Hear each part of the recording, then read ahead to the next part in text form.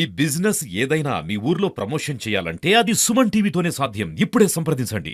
BRS ఏర్పడి 25 సంవత్సరాలు పూర్తవుతున్న సందర్భంగా ఏప్రిల్ 27న వరంగల్ జిల్లాలో తలపెట్టిన భారీ బహిరంగ సభకైతే వెళ్ళడానికి టీఆర్ఎస్ బీఆర్ఎస్ పార్టీ అభిమానులు, కేసీఆర్ కార్యకర్తలు, నాయకులు, కేసీఆర్ అభిమానులు అయితే అందరూ కూడా ఎక్కడికక్కడ స్వచ్ఛందంగా ఏర్పాట్లు చేసుకుంటున్న పరిస్థితి కనబడతా ఉంది. ప్రస్తుతం మనం సూర్యాపేట జిల్లా ఆత్మకూరు మండల కేంద్రంలో ఉన్నాం. ఇక్కడ మండల కేంద్రానికి చెందిన దాదాపు 20 మంది రైతులు ఎడ్ల బండ్లపై వెళ్తూ దాదాపు 125 కిలోమీటర్లు డిస్టెన్స్ ఉంటుంది. ఇక్కడ నుంచి 125 కిలోమీటర్లు ఎడ్ల బండ్లపై వెళ్ళడానికి సొంతంగా వాళ్ళ ఏర్పాట్లు అయితే చేసుకుంటున్న పరిస్థితి ఉంది. తమ బండ్లను మొత్తం కూడా ఈ పింకుమయం చేస్తూ తమ ఎడ్ల బండ్లకు మొత్తం కూడా పింక్ కలర్ వేసి తమ అభిమానాన్ని అయితే చాటుతూ ఉన్నారు. ప్రస్తుతం మనం చూడొచ్చు ఇక్కడ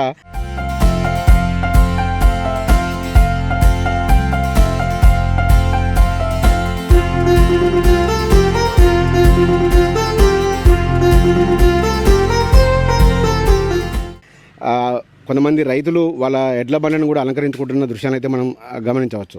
మొత్తంగా చూసుకుంటే ప్రస్తుతం వేసవి కాలం దృష్ట్యా వేసవి ఎండబారిన పడకుండా ఇబ్బంది పడకుండా ఉండడానికైతే రైతులు మొత్తం కూడా తమ బండ్లను మొత్తం ఈ తడకలతో అలంకరించుకుంటూ ఉంటున్న పరిస్థితి కనపడుతుంది. మొత్తం పింక్ కలర్ బీఆర్ఎస్ పార్టీ జెండా కలర్ పింక్ కలర్ కాబట్టి ఆ పింక్ వచ్చేలాగా మొత్తం కూడా అలంకరిస్తూ ఒక సెంటర్ ఆఫ్ అట్రాక్షన్గా అయితే వీళ్ళు నిలవాలనే ఉద్దేశంతోనే తమ బండ్లను మొత్తం కూడా అలంకరించుకుంటున్న పరిస్థితి కనపడుతుంది. దాదాపు ఒక ఆత్మకూరు మండలం నుండి దాదాపు 30 నుంచి 40 మంది రైతులు ఎడ్ల బండ్లను అయితే వెళ్ళడానికి మొత్తం కూడా ఏర్పాట్లు ఇప్పటికే చేసుకుంటున్నారు. రేపు వీళ్ళు ఇక్కడ నుంచి బయలుదేరి సరిగ్గా సభ ప్రారంభమయ్యే సమయానికి అక్కడికైతే చేరుకుంటున్నారు.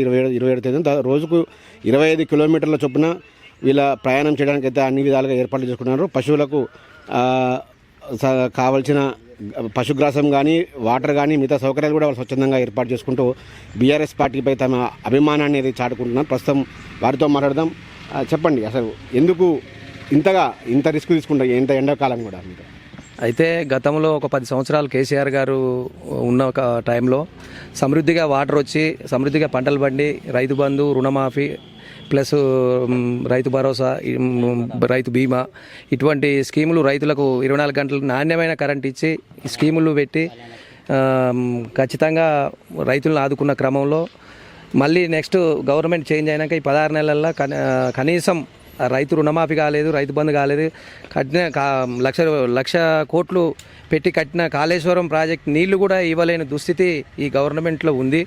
దాంట్లో భాగంగా అందరూ పొలాలు చేసుకున్న క్రమంలో ఆ నీళ్ళు ఇవ్వకపోవడంతో పంటలు మొత్తం ఎండిపోయి దాదాపుగా పక్క చెలకల దగ్గర వాటర్ని తీసుకొని కిరాయి రూపంలో ఎకరానికి 2,000 చొప్పున వెచ్చించి పంటలు కాపాడుకొని అమ్ముకుంటున్న క్రమంలో కూడా ఆ మార్కెట్లో పోసిన క్రమంలో కూడా ఈ వాతావరణం అనుకూలించక మన ఈదురుగాలులు అవి వచ్చి మొత్తం తడిసి ముద్దాయి. దాంట్లో భాగంగా కొనుగోలు కేంద్రాలు కూడా మంచిగా నడవకపోవటం, దీన్ని దృష్టిలో పెట్టుకొని ఇంత మనకు కేసీఆర్ ఉన్నప్పుడు మనకు రైతుకు మంచిగా ఉండే కదా, అండగా ఉండే కదా. సరే 27వ తారీఖు బహిరంగ సభ పెడుతున్న క్రమంలో అందరం కలిసి సమిష్టిగా ఒక నిర్ణయం తీసుకొని, ఇక్కడ సుమారు 40 మంది రైతులను కలిసి సమిష్టిగా ఒక నిర్ణయం తీసుకొని మనందరం కేసీఆర్కి మర్యాదపూర్వకంగా కలిసి మన మొరను ఆయనకు విన్నవించుకొని ఆ సభకు మనం పోయినట్లుంటే మంచిగా ఉంటుంది. సార్ మళ్ళీ మీరే రావాలి, మీరే కొట్లాడాలి, ప్రతి దానికి మీరు కొట్లాడితేనే గవర్నమెంట్ ముందుకు పోయే పరిస్థితి ఉన్నది.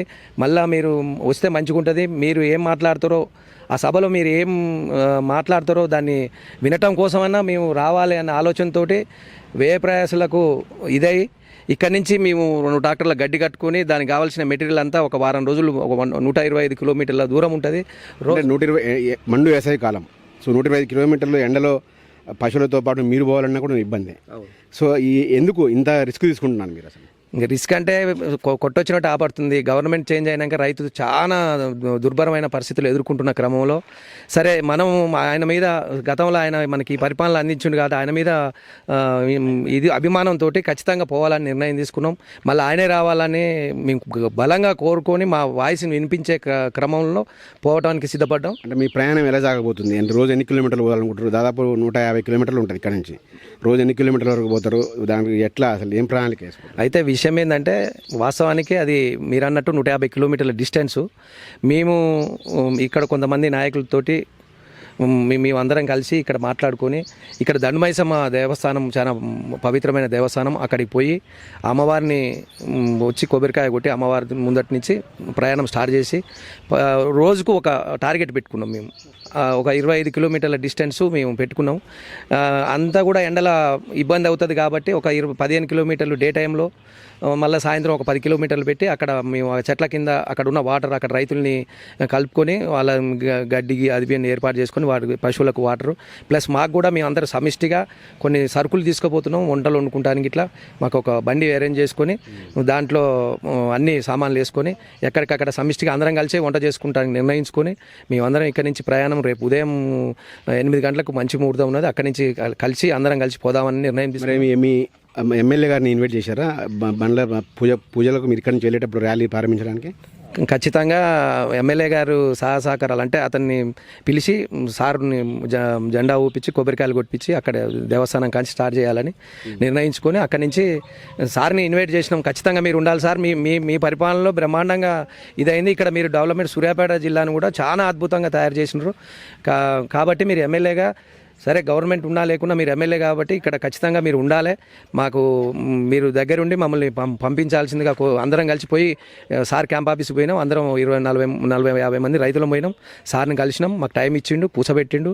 మరి అంత దూరం పోతున్నారు, మరి మీకు ఇబ్బంది కాదా ఎండకు అది ఇది అని అన్నాడు. అంటే లేదు సార్ మేము అందరం కలిసిపోదాం అనుకున్నాం, మీరు ఏం లేదు సార్ మాకు వచ్చి జెండా ఊపి మమ్మల్ని అందరినీ పంపించే ఏర్పాటు చేయండి, మమ్మల్ని అక్కడి నుంచి కొనసాగించే ఉపాయం చేయండి, తర్వాత మేము అన్నీ సిద్ధం చేసుకున్నాం, వెళ్ళిపోతున్నాం, మీరు రావాలి సార్, మేము ఖచ్చితంగా మిమ్మల్ని ఇన్వైట్ చేస్తున్నాం, మీరు ఇంత అభివృద్ధి చేసిర్రు, మాకు ఇంత ఇది చేసిరు కాబట్టి ఖచ్చితంగా రావాలని అతన్ని అడిగినాం. సార్ని అడిగితే వస్తా అని చెప్పిండు, రేపు టైం కూడా ఇచ్చిండు మా కోసం, రేపు 8-8:30కు సార్ వస్తాడు, దండమైసం కాడ జెండా ఊపి అందరం వెళ్ళిపోతానికి సిద్ధంగా ఉన్నాం. ఓకే, కేసీఆర్ స్పీచ్ వినడానికి అంత దూరం వెళ్తున్నారు, ఏం మాట్లాడతారు అనుకుంటారు కేసీఆర్ రైతుల గురించి?